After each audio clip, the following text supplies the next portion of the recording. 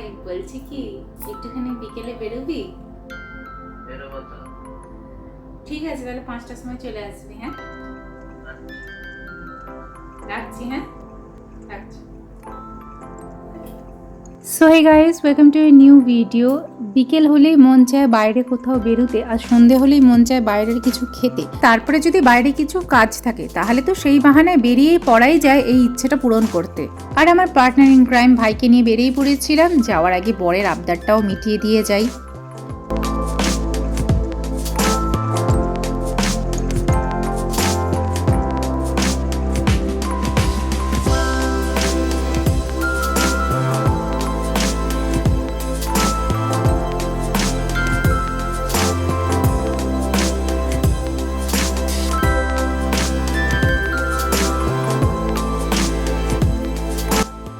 তো যাওয়ার আগে আমি রেডি হয়ে নিচ্ছিলাম, আর এখানে আমি একটা দুর্দান্ত কাজল ইউজ করেছি, যেটার রিভিউ কিন্তু অলরেডি আমার ইনস্টাগ্রামে আপলোড হয়ে গেছে। তোমরা গিয়ে অবশ্যই চেক আউট করে আসবে।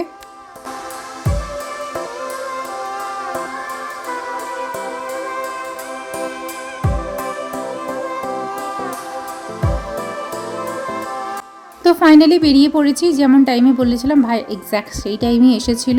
তবে আকাশের মুখটা একটু ভার দেখাচ্ছিল, আর ভাই সমস্ত প্রিপারেশন নিয়েই এসেছিল। তবে সে যাত্রায় বৃষ্টি হয়নি, বাঁচিয়েই দিয়েছিল।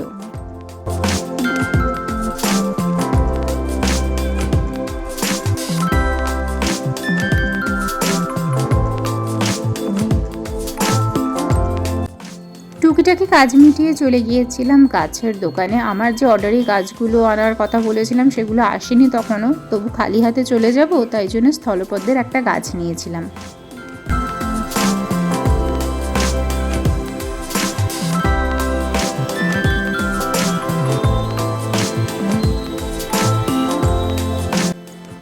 এবার একটু পেট পুজো করার পালা। আর এই দোকানে দই বড়াটা আমার খুবই পছন্দের। আমি দই বড়া নিয়েছিলাম, আর ভাই পাপড়ি চাট নিয়েছিল। আর তারপর আমাদের ভাই বোনদের খুব ডিপ ডিসকাশন চলেছিল অ্যাবাউট লাইফ। অ্যাকচুয়ালি লাইফে এমন কিছু লোকের দরকার থাকে যাদের সাথে তোমরা একটানা কথা বলে যেতে পারবে, আর তারা সেটা শোনার ধৈর্য রাখবে। ভাই কিন্তু তাদের মতোই একজন।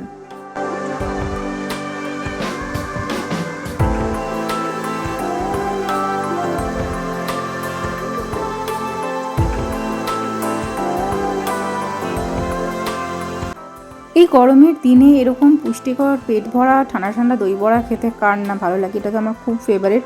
আমার দই বড়া এসে গেছে, তাই এবার আর আমি কথা বলবো না, এবার শুধু আমার ওর কথা শোনার পালা।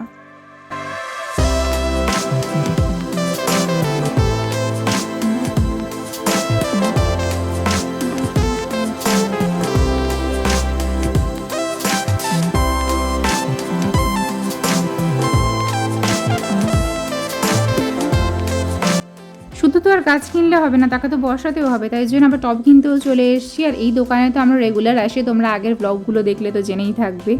শুধুমাত্র মাটির টব নয়, এনার দোকানে মাটির জিনিসের হিউজ ভ্যারাইটি রয়েছে।